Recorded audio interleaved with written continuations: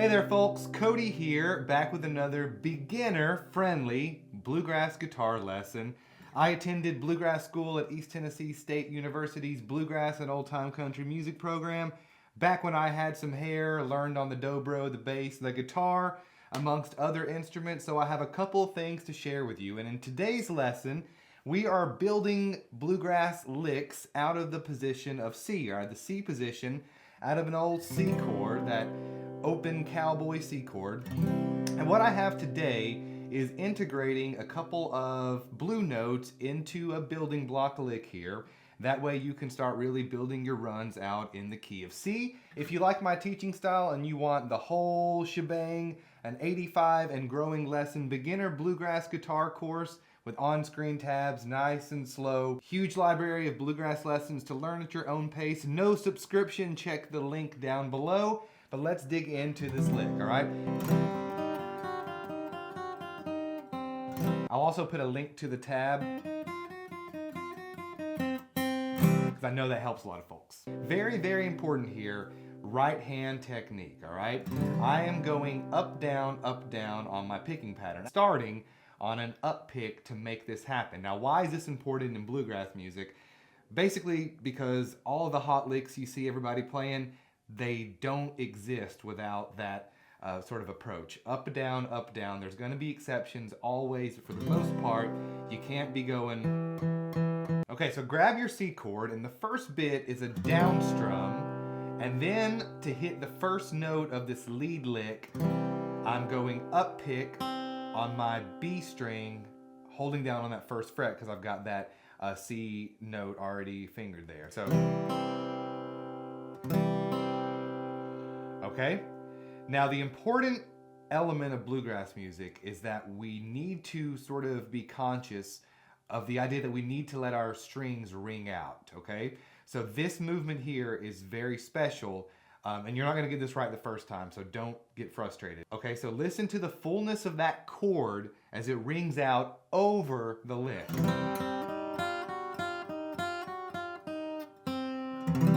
Now that's gonna be hard. It's okay. Just keep that in mind always as you're progressing through bluegrass music. That's the ultimate goal, is that we are playing these lead notes sort of following the chord tones that we integrate into a solo or a break or what have you, okay? But as you're practicing, if it doesn't sound like what I'm playing, that's the reason why. So make sure, pick through this lead, but also know that's a really important element of it. Okay, so...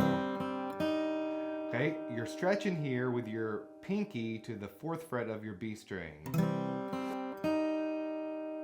Okay.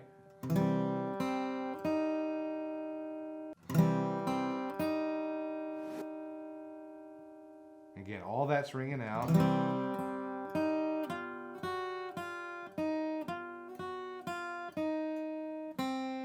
That's where we're heading.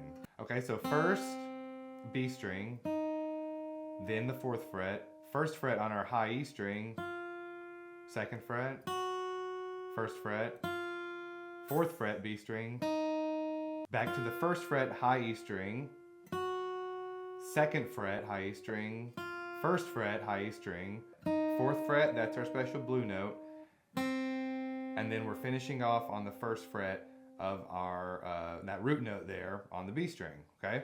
Okay, so when we put it all together, right, but I know that that's not the easiest thing to do. The advantage here in this lick is that we don't have anything underneath our fingers as soon as we get to that position, okay? And that's the cool part. And so you basically want to move your fingers down to where only the tips of your fingers are really covering the fretboard there as you make the lick. And I find that easier than like if you're way up here, then you've got to worry about what's underneath your finger. So really kind of focus on getting those fingers to like the lowest elevation, if you will, to make that run happen. So now, what might happen is your pinky's gonna deaden like the G string there as you're moving down. So just make sure that's well off the fretboard.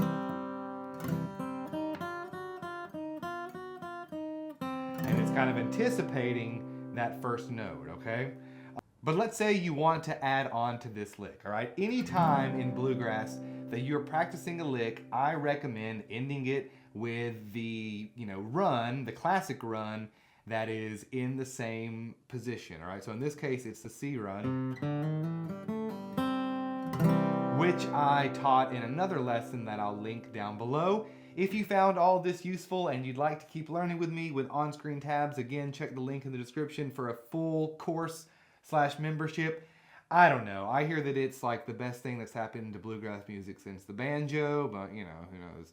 But anyway, folks, I really appreciate you watching and spreading bluegrass music to a wider audience. If you found this helpful, if you'd like to keep watching, make sure that you like and subscribe. Turn on the notification bell there. I do bluegrass content, gear reviews, lessons, anything related to bluegrass and country music, because that's what I love and I like teaching it. So if you're into that sort of thing, you know what to do.